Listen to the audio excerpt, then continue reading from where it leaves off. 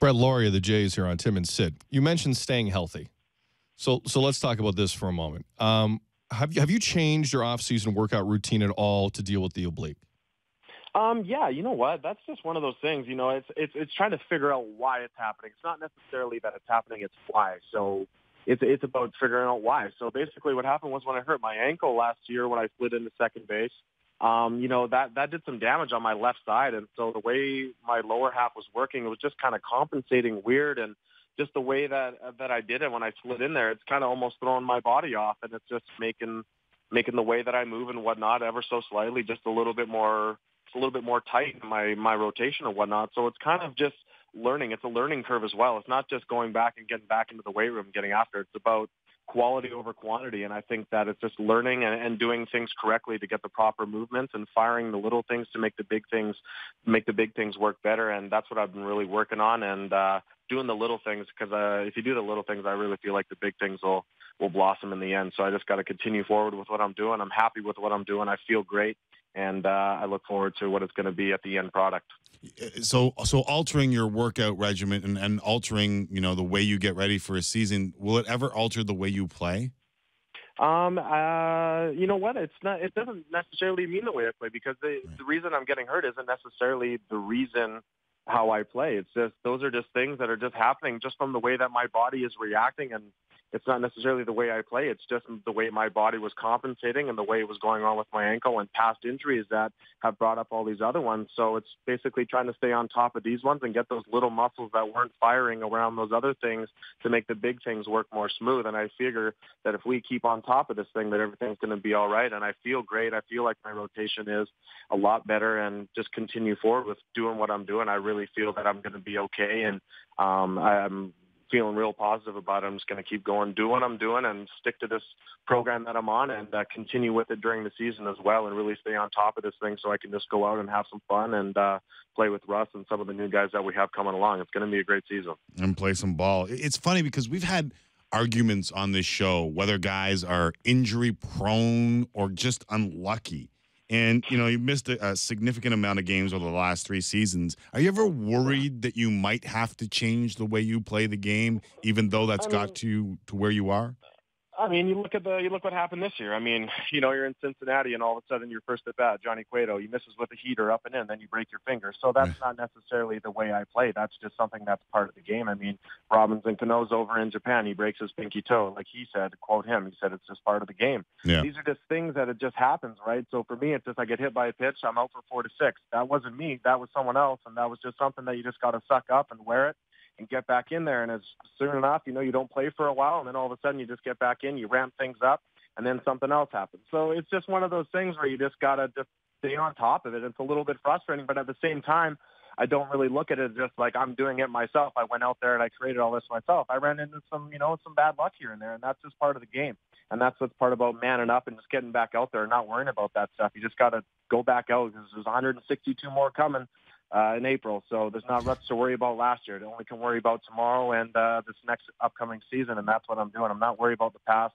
I'm just worried about staying on top of the past so that we don't have to go back down that road. And I feel like I got a really good beat on that, and I'm just going to continue forward with my workouts and what I'm doing. You're allowed to say yes, but does it bug you to hear dudes like us or maybe more talented analysts suggest that you need to change your game? No, not necessarily. I mean, I'm just giving you the answers that I feel from my heart and what I do. I mean, I'm just giving it to you how it is, and it's just I've heard it. I've had it told to me a number of times. Do I have to change? Do I have to change? But I've always had the same answer. You run into some bad luck here and there, and it's just how the game goes. You just got to keep your chin up, keep moving forward, and you can't go around it. You got to go through it. And that's what I've kind of come up against the past little bit. But I'm only 24 years old, turning 25. I feel great. I'm ready to go for 162 this year. Can't worry about anything but winning and going hard for my team and for my city. So what's going to happen? Nice. Brett Lawrie of the Jays here on Tim and Sid. Brett, how much input do the Jays have in your off-season workouts? I mean, right now, we got a great system going with the trainer that I have down here, him and Chris, our head strength coach. I mean, they report to each other on a daily basis from everything that I do. So definitely it's my rotation and whatnot. So we've just kind of put a good plan together with what I've been doing and, past things that have happened to me with my rotation and my oblique and stuff like that. So we're just doing things to stay on top of these things in order to, especially past things. We're just doing little things to make the big things better in the end picture, and I feel like we got a real good beat on this. Brett, do you have any clue what position you're going to start the season at? Like, have you had any conversations with the guys? No, I haven't had any conversations, no. But my feel is with the move that we just made and whatnot, with the Tigers and Ghosts and whatnot, that I feel like third base, hopefully will be my spot, and I'll just be able to go out there and just know that third base is going to be it, and not on Sunday I'm playing second for 7 innings and then go over to third for 2, so we have a defensive replacement. I feel like this is now an opportunity for me just to go back over to third base and just do what I've always done, and that's just go keep the ball in front and just try and make the routine play, and that's always what I've wanted to do. It's just not really much of a think position for me. It's more of just a reaction. And that's just a lot better for me. I enjoy that a lot better than second base, and it's just good to know where you're going to be every day, right?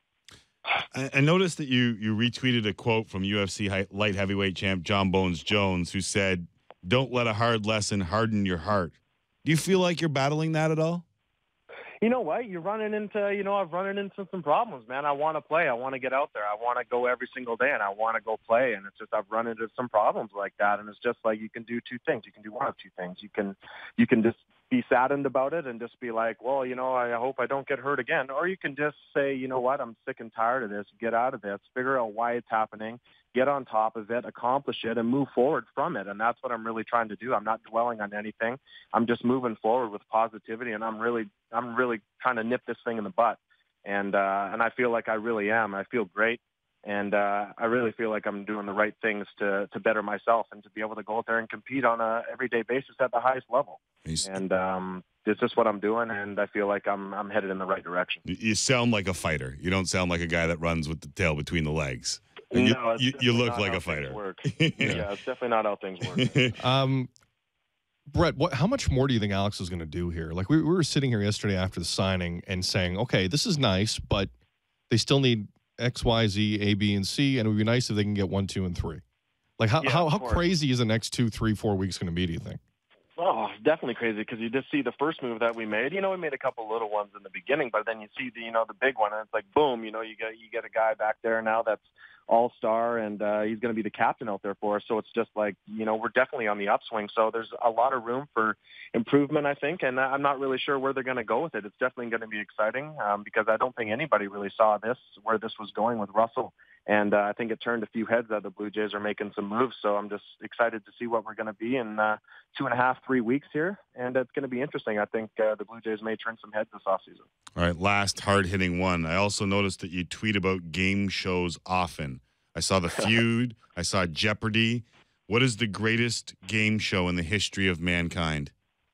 The greatest? Oh, man, I don't even know. Because there's, you run into some good ones overall, but I am a huge fan of waking up and watching The Price is Right. Love that. Yeah. But only if Plinko's on. Only if love Plinko. That's, you never know when you're going to, maybe once a week, but you never know. Yeah. You never know when it's Plinko day. I'm with you. Mountain climber, the Yodelehu. Is he still there? Yeah, he's still there.